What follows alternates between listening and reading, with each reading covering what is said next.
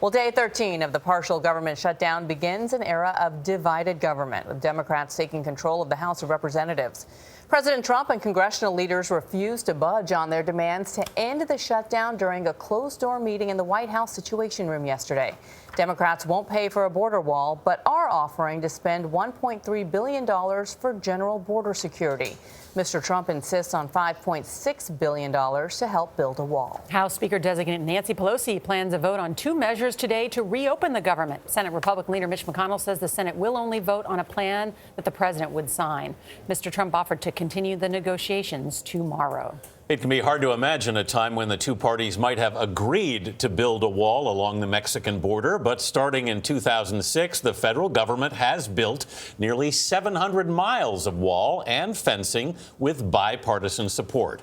We asked Tony Dokoupil to sort out when and how the physical border barrier created a political one. Tony, good morning. Good morning. President Trump and his allies have accused Democrats of flip-flopping on border security, voting in favor of a barrier in 2006, but now refusing one. Democratic leaders Nancy Pelosi and Chuck Schumer, for their part, say, in effect, not all barriers are created equal. And Mr. Trump's big, beautiful wall idea would, in fact, be expensive and ineffective.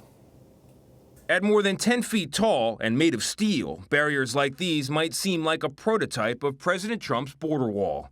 In fact, they're a sampling of what's already in place along the U.S. Mexico border. In more remote areas, you'll find shorter vehicle barriers like these, all part of the Secure Fence Act, a 2006 political compromise on immigration. Signed by President Bush and supported by 90 Democratic members of Congress, it included funding for 2 layers of reinforced fencing, plus additional physical barriers along roughly 700 miles of border from California to Texas. Among the senators who backed it, Barack Obama, Hillary Clinton, and current Minority Leader Chuck Schumer. The fence is now basically complete. A 2007 Republican amendment gave the Department of Homeland Security control over where to build the barriers. And since much of the rest of the border is protected by natural barriers like rivers, America's great border controversy was over.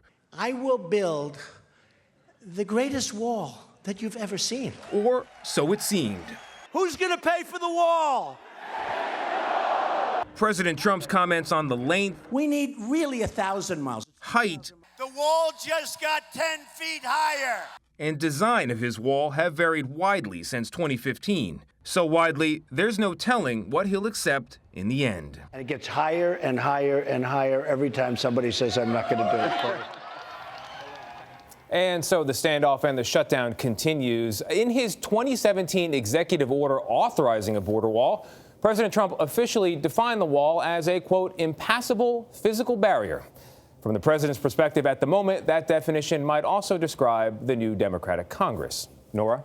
All right, Tony, thank you. You know, the Washington Post has a really great piece today that this budget shutdown is already putting a huge strain on the U.S. immigration system. Yeah. The men and women who actually guard our border, they're not being paid. Yeah. The companies that are trying to use the E-Verify system to check and see if the person they're going to hire is actually an American citizen or has a green card, that system is down at this hour. The courts, in order to process, that's down. This is creating a whole other problem in addition to the fact of those who want border security. This is hurting the system, and we've got to wake up to that. They've got to find a deal. And the president is hoping that the Democrats will cave, pointing to what they did in 2006. Important to remember, this is a very different Democratic Party. And mounting stress for all these families who don't know when they're going to get a paycheck at this point.